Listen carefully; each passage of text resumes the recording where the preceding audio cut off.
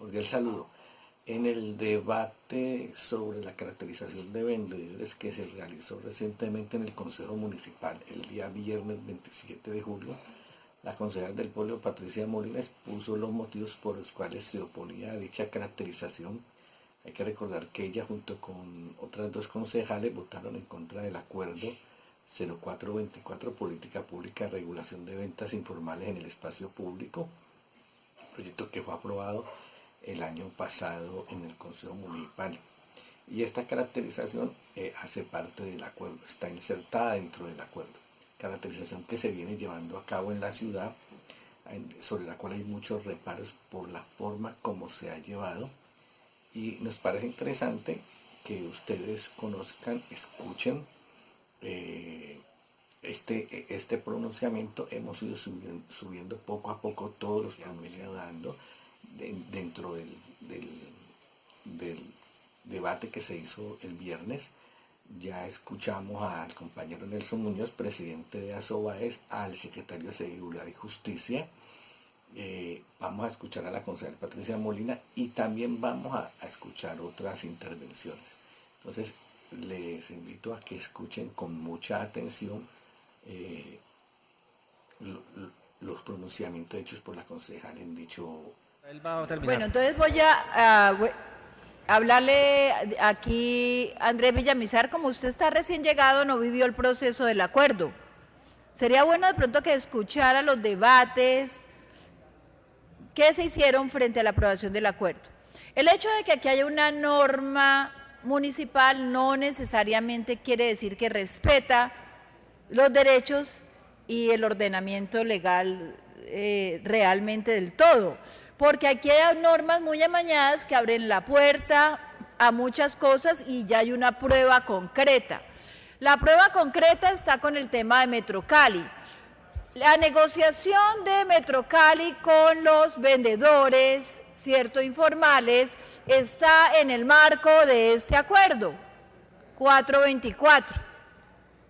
Y en el marco de ese acuerdo hay un hecho ya real de vulneración de derechos y además en contravía de múltiples sentencias de la Corte Constitucional.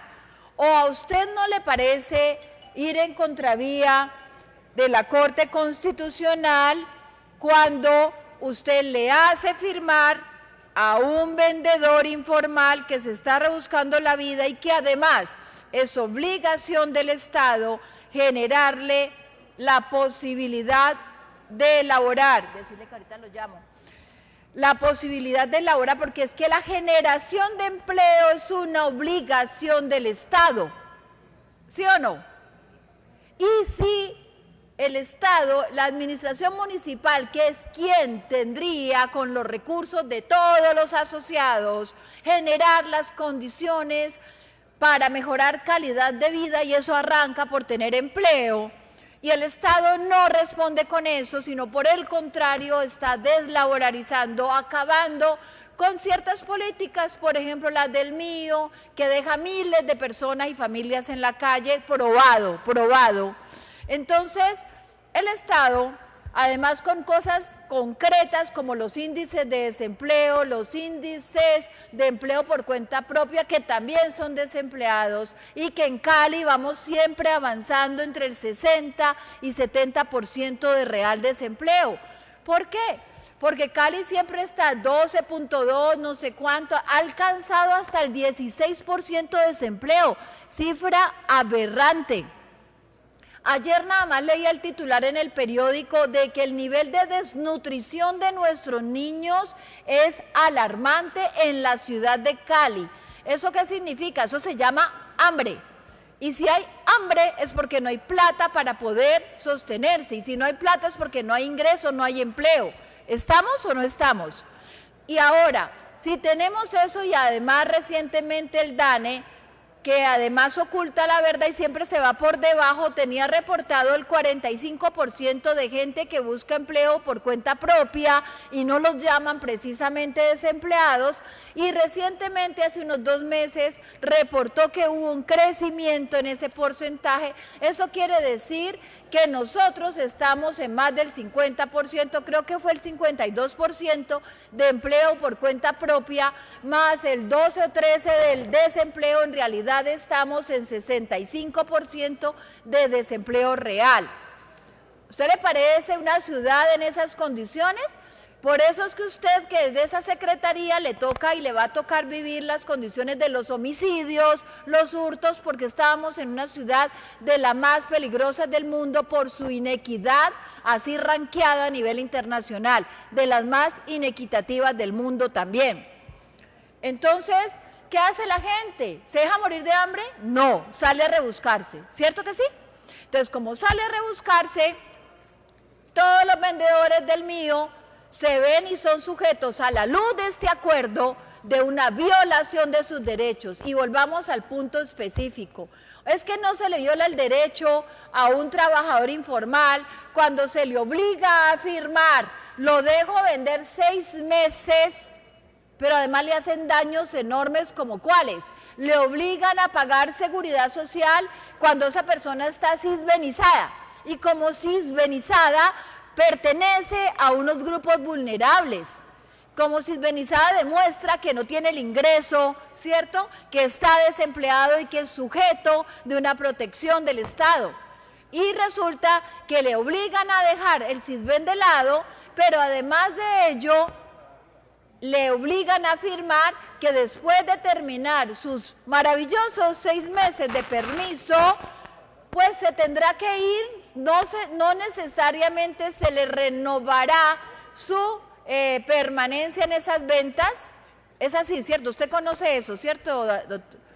Eso dice, no estoy mintiendo, dice que no le renovarán y que podrán no renovarle y nada, y le obligan a firmar una sentencia sobre ella misma donde le dice que renuncia a la posibilidad de demandar su derecho. Su derecho. Entonces, ¿qué ha dicho la Corte Constitucional? ¿Qué ha dicho? Dígame qué ha dicho. Protege al vendedor informal porque tiene unos derechos y por eso el Estado está obligado, cuando quiere desalojarle a algún lado, brindarle la alternativa. ¿Es así o no es así? Le dice, si usted necesita ese espacio público por algo, le tiene que generar una reubicación a ese vendedor, y lo ha hecho en todas las ciudades de Colombia. O dígame donde los vendedores informales han peleado, los tienen que reubicar. Los sacan con la fuerza pública y los tienen que reubicar, porque es un derecho, el derecho al mínimo vital, a la subsistencia. Entonces, usted me va a decir que cuando a la luz de este acuerdo le hacen firmar a los vendedores informales del mío su renuncia a ese derecho, a poder pelear ese derecho, ¿eso no es una violación terrible? Claro que es una violación terrible. Y eso lo hacen aquí, a la luz. ¿Que no están atropellando los vendedores? Claro que los están atropellando. Y los atropellan, ¿sabe qué? Desde la génesis de este acuerdo. ¿Sabe por qué? Porque ¿cómo es posible que juegue tan sucio esta administración? Que le voy a decir acá en sus objetivos específicos. Dígame una cosa, ¿no sería el derecho de cualquier ciudadano colombiano, y caleño en este caso, que las reglas de juego se construyan antes de y no después de? Entonces yo le voy a citar a usted este punto, el literal 4 de los objetivos específicos, donde dice lo siguiente, donde demuestra la mala fe de la administración y su mal proceder en contra de los derechos de los vendedores. Por eso es inadmisible que cualquiera que se diga vendedor, y menos representar un vendedor, sea capaz de avalar esto y sea capaz de no elevar su voz de protesta frente a lo que le hicieron firmar a los vendedores del mío. Eso es inadmisible. Entonces aquí dice en el punto 4, actualizar los permisos sujetos a la verificación de las bases de datos del SISBEN de todos los pensiones, de fondos de pensiones y cesantías para comprobar el estado del vendedor informal, para conocer si hace parte del régimen de salud subsidiada o contributivo, y ahí tiene que ver con lo que obligaron a los vendedores de El Mío, cuando son gente que no tienen el estatus para entrar a un régimen contributivo. ¿Por qué los obligaron a eso? ¿Por qué? Para generarle unas condiciones que los excluye, reconociendo a los vendedores informales que cumplan con los requisitos de la administración pública municipal para usar adecuadamente el espacio público en el municipio de Santiago de Cali y establecer requisitos para el ejercicio de la actividad del vendedor ambulante informal. ¿Cómo así? A mí que me digan, no lo dicen aquí, ustedes no han avanzado en construir como una regla de juego limpia. Hablemos de juego limpio, los requisitos que ustedes construirían para que ese vendedor informal sea sujeto de esa oportunidad. ¿Sí me explico? O sea, ¿cómo así que ustedes empiezan a decir, hacen la caracterización, reúnen una información sesgada a su manera y empiezan a decir quiénes cumplen o no requisitos que nadie hoy conoce? ¿Dónde están? Ustedes publicaron los requisitos, los construyeron de la mano de las organizaciones de los vendedores para que a la luz de esos requisitos sí pueda la gente saber cuáles son las reglas de juego. No. ¿Qué hacen ustedes? Recogen información y sobre esa información juegan de manera sucia, construyendo posteriormente los requisitos y sabiendo de qué manera excluyen o no al que no cumpla esos requisitos. Eso es juego sucio. Esto es lo que es este acuerdo. Ninguna garantía. Aquí primero se tenía que construir las reglas de juego, las condiciones de la mano de los vendedores para que luego decir, este no cumple o este sí cumple requisitos que construimos y pusimos sobre el tapete. Los vendedores hoy informales, que dice un señor Jimmy acá que son 25.000, usted dice 10.000, resulta que esos vendedores hoy no saben, les toca a la brava que firmar esa caracterización, porque de lo contrario es obvio que ustedes consideran que están excluidos digamos, del proceso. Eso sí es una medida coercitiva. Ustedes no socializaron previamente con los vendedores y construyeron las reglas de juego con ellos. Cero reglas de juego hay, cero reglas de juego.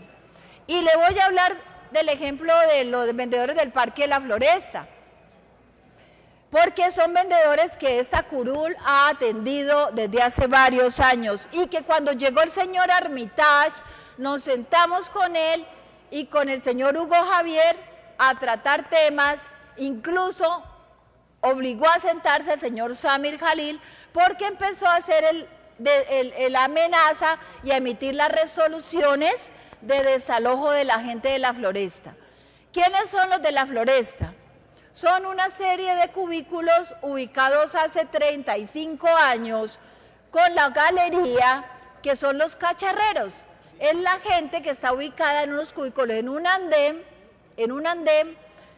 hay por lo menos unos 20, no sé, más de 20 tal vez, y ellos venden cosas usadas. Entonces, toda nuestra comuna, yo soy de esa comuna, si necesitábamos el repuesto de la licuadora, que en esa época era así, ahora la dictó desechable, ¿no? Entonces uno buscaba el repuesto de la plancha, hasta la resistencia, yo no sé qué, el cable de segunda, toda la comuna y las comunas aledañas se volcaban allí de los cacharreros y se siguen volcando, porque para eso hay mercado, a comprar ese repuestito. ¿Qué pasó? Jamás han sido consideradas su antigüedad, su derecho, y entonces les ha empezado a llegar un proceso, y venimos luchando con eso desde que llegó el señor Armitage, que supuestamente, entre comillas, llamó al orden a Samir Jalil y les dijo, no, usted no me puede hacer eso, mi política es no desalojarlos. pero que tienen la guillotina ahí porque las resoluciones están emitidas y las tienen allí a ver cuándo se las aplican. Yo pregunto, ¿qué proceso han hecho con ellos si es que, digamos, la que tiene que haber es una reubicación? Entonces, ¿cuál es el proceso? Realmente ese proceso no existe. Aquí las condiciones no existen. Entonces, yo aquí le estoy demostrando a usted que lo que están diciendo los vendedores que sí realmente están afectados, porque es que aquí hay varios niveles de intereses. Esos vendedores es cierto lo que están diciendo. Esta caracterización habrá que ver, esa caracterización cómo incluye todo ese tipo de cosas. ¿Quién diseñó y bajo qué criterio esa tal encuesta? Donde preguntan si usted es trabajador sexual, por ejemplo. A mí explíqueme eso. Explíqueme eso. ¿Cierto? Entonces, ustedes, por ejemplo, no dejan grabar el procedimiento. La gente quiere para defenderse grabar el procedimiento, les vetan la posibilidad de grabar el procedimiento cuando están haciendo la tal caracterización. Eso también son medidas arbitrarias, unilaterales. La gente tiene derecho a defenderse de acuerdo a cómo hagan las cosas. ¿Cómo va a solucionar el tema de Metrocali? Estaría en sus manos solucionarlo. ¿Por qué? Porque es a la luz de este acuerdo.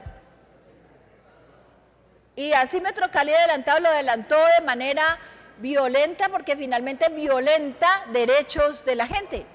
¿Cómo es posible que la gente tenga que pagar esa seguridad social, pero además de ello solo pueda estar 6 meses y después de los 6 meses además tenga que firmar su sentencia de muerte? Su sentencia de muerte como vendedor informal, porque tiene que renunciar a cualquier defensa, a cualquier pelea. Entonces, ¿qué hace esa persona? ¿Salir a la calle? ¿A qué? ¿A qué? No puede pelear ante la Corte Constitucional. Habla usted, por ejemplo, no tiene nada. No tiene una ubicación ni una mirada en este municipio que supuestamente tiene un avance en ordenamiento territorial y traen en plan de ordenamiento territorial, y en el marco de ese plan de ordenamiento territorial no existen las opciones ni las miradas de dónde van a estar ubicados los módulos para los vendedores informales, ¿cierto? Entonces, no está por ningún lado. Entonces, ustedes hablan de un proceso a 10 años y hablan de una reparación de unos módulos ya existentes, que cuando usted mira de cuando están esos módulos a hoy, cuál es el censo poblacional, pero además no solo el censo poblacional, sino las condiciones agravadas a la máxima expresión del punto de vista del desempleo. Entonces, ¿cuánto? Si usted tenía el 9% de desempleo de una población que no llegaba ni siquiera a los 2 millones de habitantes, ahora el índice de desempleo ha acrecentado de una población que básicamente es de 2,5 millones de habitantes. ¿Tiene comparación? No la tiene. No la tiene. Entonces, aquí no hay nada serio. Aquí lo único que hay es un empadronamiento finalmente, porque además, si usted se lee en detalle algo que dice el acuerdo, ello va avanzando a lo siguiente. Las tales capacitaciones SENA que aplauden algunos aquí, pues les invito más bien a que se reúnan con recicladores, con carretilleros, con una cantidad de poblaciones vulnerables que además son protegidas por la Corte, con sentencias de la Corte, pero que aquí no se cumplen, y en esa población los han mandado a hacer todos los cursos del SENA habidos y por haber. Y esos cursos del SENA para que hagan reconversión laboral. Entonces usted va a aprender allá a hacer ladrillitos, a pintar uñas, a hacer panadería, pero jamás accede a un capital semilla ni a nada, ni a una empresa que le permita desarrollar esa nueva formación. Entonces eso es mentira. ¿De qué le sirve que le digan a usted que capacitaron a los vendedores informales? ¿Sabe para qué le sirve? Para decir, qué pena con usted, señor, el Estado invirtió en usted, lo formó como panadero, y si usted ya no quiere ser panadero y no es capaz de salir a ganarse la vida como panadero, eso es problema suyo, pero usted ya no cabe aquí como vendedor informal porque el Estado ya le cumplió con eso. Eso es lo que dice esto. Y habla de la tal reconversión laboral, de las capacitaciones que hoy en la práctica no están construidas como una salida seria. Lo otro es que el vendedor informal se ve, según este acuerdo, en una competencia desigual con lo que usted se llama mafias. Claro, lo que pasa es que ellos tienen la razón en reclamar de que metan en un costal, porque esa es una forma de estigmatizar ante la gente a todo el gremio. Pero vayan a lo concreto, porque claro, las mafias existen y de esta manera, y no son ajenas al gobierno. ¿De qué manera están? Dueños de locales comerciales, dueños de empresas, sí tienen en la calle vendedores informales de sus propios productos, que no tienen las mismas condiciones de un vendedor informal que invierte un capitalcito de 100,000 pesos o lo que sea en una mercancía, no es lo mismo, ¿cierto? Entonces sale el empresario, tiene una mercancía y pone sus 5 vendedores informales a hacerlo en la calle, ¿cierto? Es así en la mafia, ¿cierto? Entonces esa mafia está ahí. Pero también está la mafia que tiene que ver con participación desde la propia alcaldía, donde hay vendedores que a pesar de que tienen derechos han sido desalojados de sus módulos, vendedores desde el año 98, el último censo que hubo, y son desalojados y esos módulos son entregados a otra gente sin que nadie investigue y se pregunte quién pagó por debajo de cuerda y cómo se movió ese desalojo para entregárselo a otro, ¿sí? Eso es una cosa que tendría que investigar. ¿Pero qué hace este acuerdo? Pues permite mucho más la mafia, claro, y pone una competencia desigual a los vendedores informales, porque este acuerdo permite que todo aquel que pueda pagar, escúcheme lo que le voy a decir, todo aquel, y ya legaliza, empresas constituidas que puedan pagar el estar en un parque vendiendo sus productos, simplemente lo legaliza ante ustedes y paga para estar ahí vendiendo productos. Entonces, ¿qué se volvió esto? La caja registradora para el gobierno, qué bacano, qué chévere, pero pone a gente que puede pagar frente a gente que no puede hacerlo y va a terminar otorgándosele favorecido el que puede pagar y se legaliza ¿qué? Lo que usted llama mafia. ¿Eso está legalizado aquí? También está legalizado aquí. Ese acuerdo es una cosa terrible, terrible y en contra de la gente, es simplemente la legalización de los poderes. Y allí, pues los que creen que pueden ir a montarse, a transarse por determinadas prebenditas, se suben en ese bus, pero de manera equivocada, porque ya tenemos el ejemplo claro de lo que pasó con Metrocali. Y lo de Metrocali es una alerta para todos los vendedores informales. Por último, quiero decirle, el tema de la sindicalización. El sindicalizarse, el agremiarse, el asociarse es un derecho constitucional que debe ser respetado.